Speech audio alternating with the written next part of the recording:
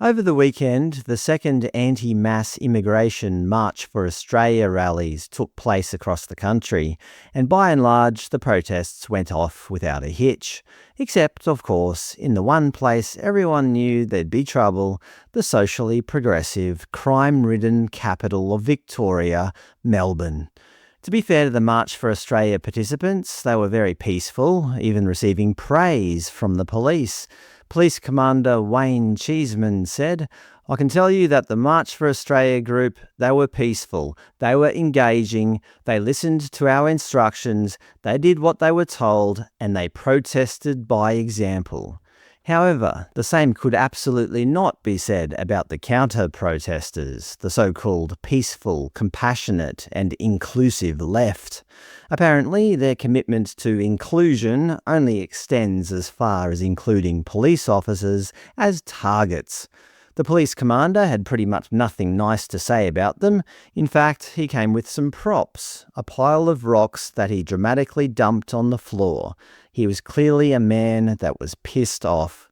Holding a large rock, the commander said, "This is what was thrown at police today, and I think Melbourne has had a gutful. I look on the social media of some of these issue-motivated groups that are saying police used excessive force.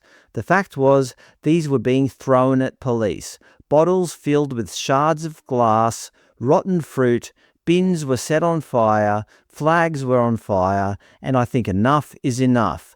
People came to pick a fight with the police. The people that came to pick a fight with the police were the issue-motivated groups on the left."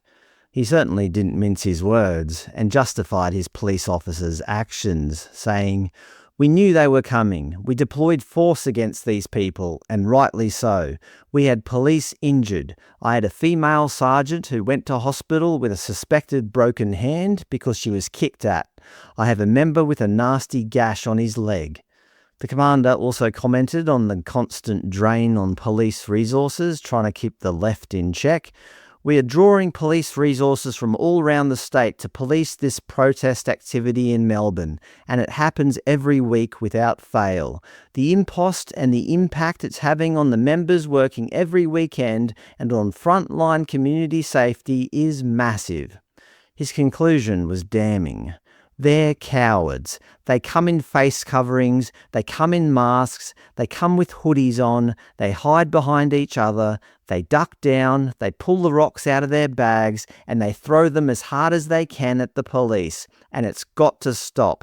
We have enough problems with the crime crisis, and I'll call it a crisis because we don't have enough police. Despite the police clearly and publicly blaming the left, The Guardian effectively refused to report on that part. They instead focused on the Victorian Premier's obsession with pretending Victoria is safe. Their headline read, "Jacinta Allen blames very small number of counter-protesters for violence at Melbourne immigration rally. She insisted the city is safe, despite 2 police officers being hospitalised. A minor inconvenience for a world-class city, apparently." What's particularly revealing about the article is the language used. Although they had to quote the police saying the pro-Australian people were peaceful, engaging and did what they were told, they couldn't bring themselves to use the commander's term for the violent group. No, they never once referred to the rock and bottle throwers as the left or the far left. Instead, they were blandly labelled counter-protesters. It seems that when a specific political group burns Australian flags and engages in violence, certain media outlets are suddenly afflicted with a crippling case of selective amnesia. Amazingly, when the right are involved, their amnesia is suddenly cured, with headlines such as "Far-right group rushes Indigenous camp sovereignty site after anti-immigration march," "Australia's far-right risk," "Far-right ideology." Oh yes, the far-right somehow exist in a vacuum, where there is no such thing as the far left. Somewhat surprisingly, Channel 7 were playing silly games in their reporting of the event. Thank you to the viewer who actually attended the rally for highlighting this.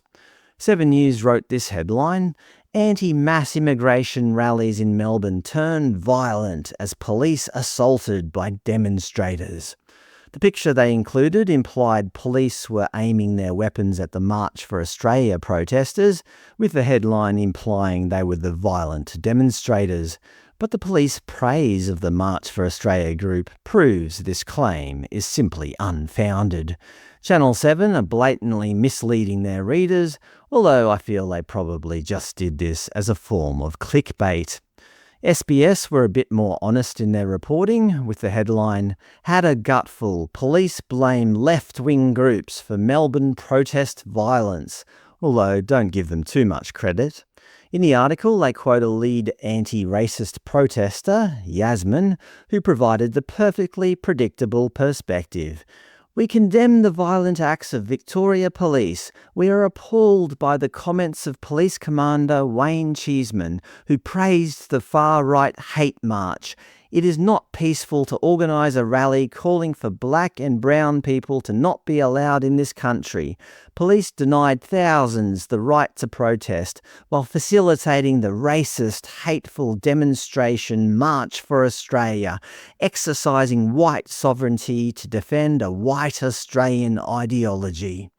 If you look at the counter-protesters page hosted on the Green Left website, United Front Against Fascism, which interestingly was also the name of a conference organised by the Black Panther Party in California in 1969. Of course, Australia's version only shows the Aboriginal flag and the Palestinian flag. Don't expect the Australian flag, as they seemingly hate this country so much. About the recent counter-protest, they wrote the following slogans: "No White Australia," "Pro-Palestine Anti-Fascist," "Refugees and migrants are welcome here," and "Always was, always will be Aboriginal land." Don't those last two counter one another? If it's Aboriginal land, why are all migrants and refugees suddenly welcome?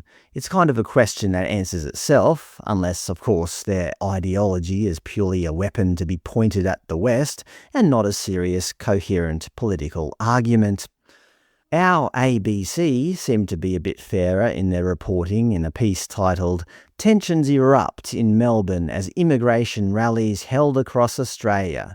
They actually quoted Commander Cheeseman, writing, "The people that came to pick a fight with police were the issue-motivated people on the left." But in classic ABC style, they immediately pivoted and interviewed a counter-protester who disagreed entirely with the police account.